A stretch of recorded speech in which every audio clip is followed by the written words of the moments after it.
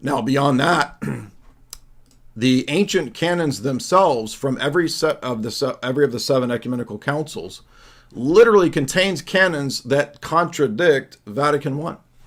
And I'll give you this article here that shows all of the canons that contradict Vatican I.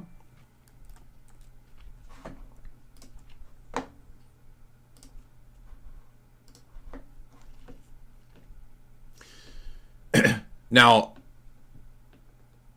the document on human fraternity, this is the document that Francis drew up that is the basis for the Abu Dhabi Multi-Faith Center. The entire document is nothing but social justice warrior, one world religion nonsense. So this is, again, this is what these people are signing on for. This is what Albrecht and all these people are trying to convince you to join the thing that Francis runs, which is already essentially put into law, church law, the very principles that especially Shamoun has spent decades arguing against. So there's a spiritual delusion that's at work. That's the root of this problem, you see. It's not an intellectual issue. And in fact, the Vatican itself, in their documents, when it comes to ecumenism,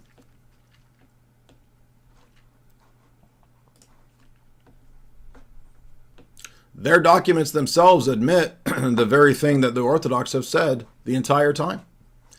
This is the Francis-approved Chieti document, and it admits right there that the Bishop of Rome did not exercise canonical authority over the churches of the East in the first millennium. There you go. That means that Vatican I's claims are not true. Do you see that?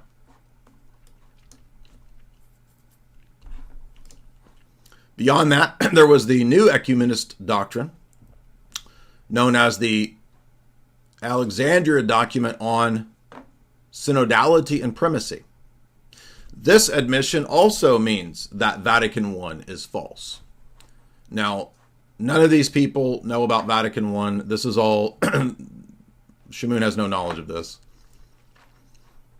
But I'm going to say that you should go and read Vatican I in its entirety at papalencyclicals.net, because you're going to see a lot of things that most Roman Catholics don't tell you. So just like when these people talk about the Muslims and the evangelicals who convert to Islam, and then they point out that, oh, you didn't know about the Sahih Bukhari. You didn't know about the hadiths you got to believe. Or you were just told that Islam is simple. You didn't know you had to believe all this other stuff. Well, guess what? You didn't know that you had to believe unum sanctum, did you? You didn't know that you had to go into canon law in the Roman Catholic Church, which is binding on you as a lay person. Let's see what Roman Catholic canon law says about lay people and when they disagree with the papacy.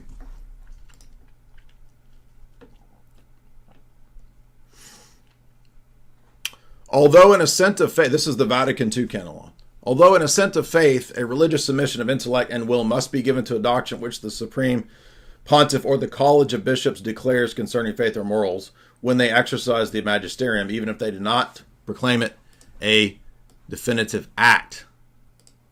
So although it's not an assent of faith in the sense of dogma, in other words, they're saying that because the Pope might teach something that is wrong in non-magisterial cases. This is called the ordinary teaching in Catholicism. Okay, do I have to submit to the ordinary teaching in Vatican, in Roman Catholic canon law? A religious submission of intellect and will must be given to the doctrines that the Supreme Pontiff or the College of Bishops teach, even if they do not declare it a definitive act.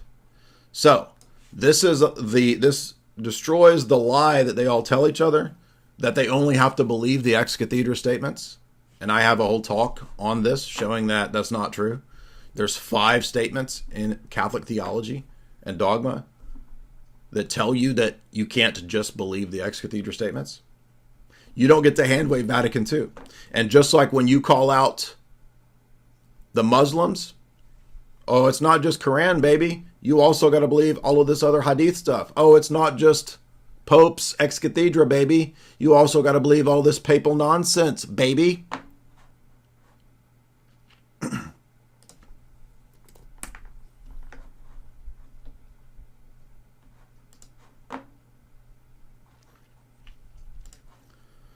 Let's give you another easy example. In 1302, it was dogmatic that you had to believe in the temporal supremacy of the Roman bishop to be saved. Do you know what this refers to? That the Pope is not just a spiritual head of all the world, he's also a temporal world ruler and magistrate, a civil magistrate. And Boniface made this a dogmatic statement in 1302 that you will be damned if you don't also accept the temporal authority.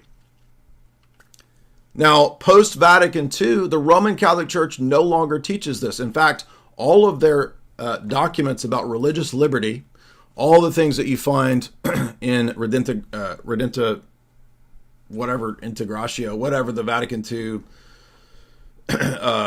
Dignitatis Humanae, and the other document, right?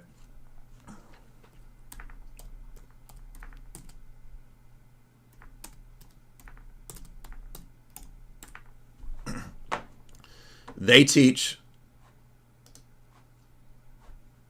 freedom of conscience, freedom of worship, all of the things that the post-Vatican or the pre-Vatican II popes had condemned. So Mirari Vos, Quanta Cura, Lamentabili San, Pacendi Dominici Gratius, those are some examples of the syllabus of errors. All the things condemned in the syllabus of errors, that's as late as Pius IX, the Pope of Vatican I. All of that is reversed at Vatican II.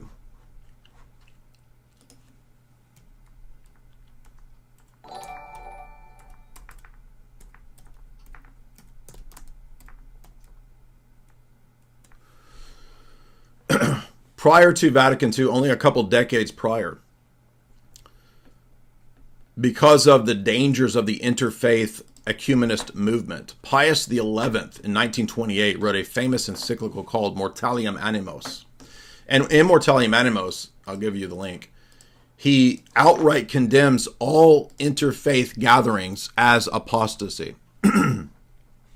There it is right there.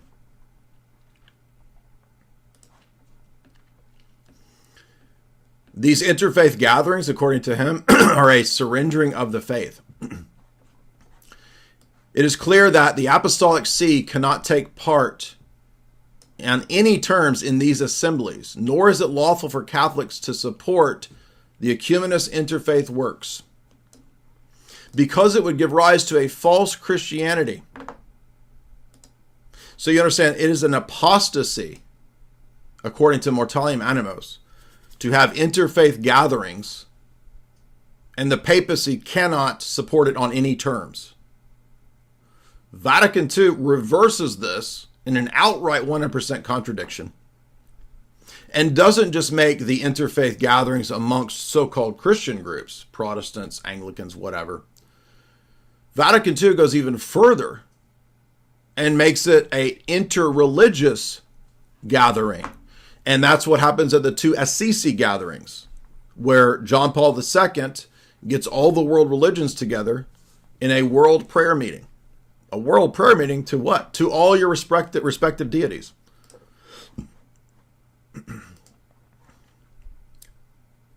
So 1928 condemns all ecumenism right here. And within a few decades, suddenly ecumenism is the work of the Holy Spirit. And this is what Shamoun wants to go to. Well, what I say about a lot of the people who choose Roman Catholicism in these settings is that you get what you deserve. You get what you choose. So here is my talk from a while back. How Vatican I refutes Roman Catholicism and the papacy, right there.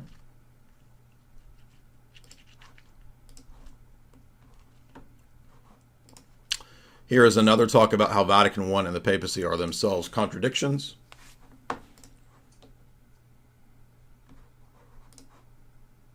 And I'm going to give you another one about showing that Vatican II, you have to believe it. Roman Catholics lie and tell these tall tales that, oh, you don't have to actually believe Vatican II. You can hand wave it. It doesn't count, you see. Now, anything that the papacy confirms, as you just saw, for the entire church from the apostolic chair, you got to believe it. And really, it doesn't matter whether it's ex cathedra, whether it's universal ordinary magisterium, because you still have to submit to the ordinary teaching, even when it's not infallible, as Canon 752 says.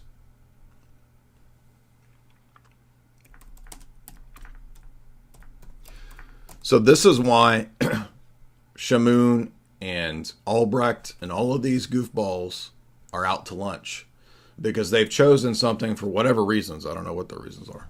Various weird, dumb reasons. Maybe because the papal church loves Skittles now. Maybe it's a Skittles thing. I don't know.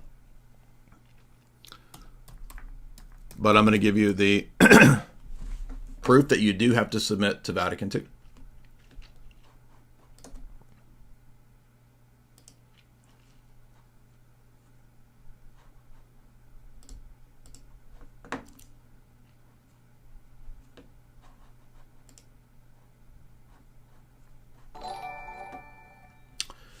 You see this talk here? If you go to the description of this talk, you will see the links to the 5 places. Actually, there's 6 now. I put 6 in there. 6 places in Catholic dogma that you have to accept Vatican II. So you see there's no outs here. There's no way for these people. There's no place for them to run. They're not going to be able to say, oh, I don't have to accept Vatican II. Oh, I don't have to... interpret it in a rigorous way. None of that works. You don't even get to interpret Vatican II. Vatican II is what the papacy tells you it is. Now, what's the source of all this again?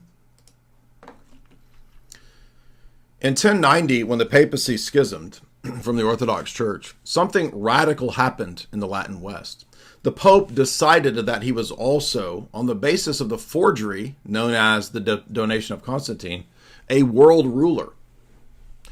And not only was he a world ruler, he also made it dogmatic that in order to be saved, you must submit to and believe in his worldly temporal authority. See that? The Roman Catholic Church no longer teaches this. In fact, the Pope took off his triple crown. He doesn't wear a 3-tiered papal tiara triple crown anymore, because it signified his triple authority, including his earthly Kwisatz Haderach king of the world status. I'm not kidding when I say that.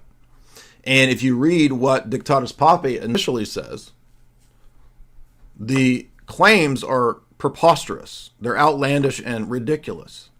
And you don't see any of these claims in the first 1,000 years of Christianity, because it's an evolution, it's a development. But Shamoun and none of these people know this, and I guarantee you Albrecht has no answer to this, because he probably isn't even aware what Unum Sanctum says about the temporal supremacy of the Roman bishop. So in 1090, Pope Gregory VII mandates Dictatus Papae, that the Pope is a world ruler. By 1302, Boniface VIII dogmatizes it in Unum Sanctum, and even says that you have to believe it to be saved. Okay? In post-Vatican II, the Roman Catholic Church teaches freedom of conscience, freedom of worship, the dignity of the human being, and no one should be forced to believe this or that. The exact night and day opposite of this position. Now, there are many more contradictions in Roman Catholic dogma. I'm just giving you some of the easy basics to disprove this stuff.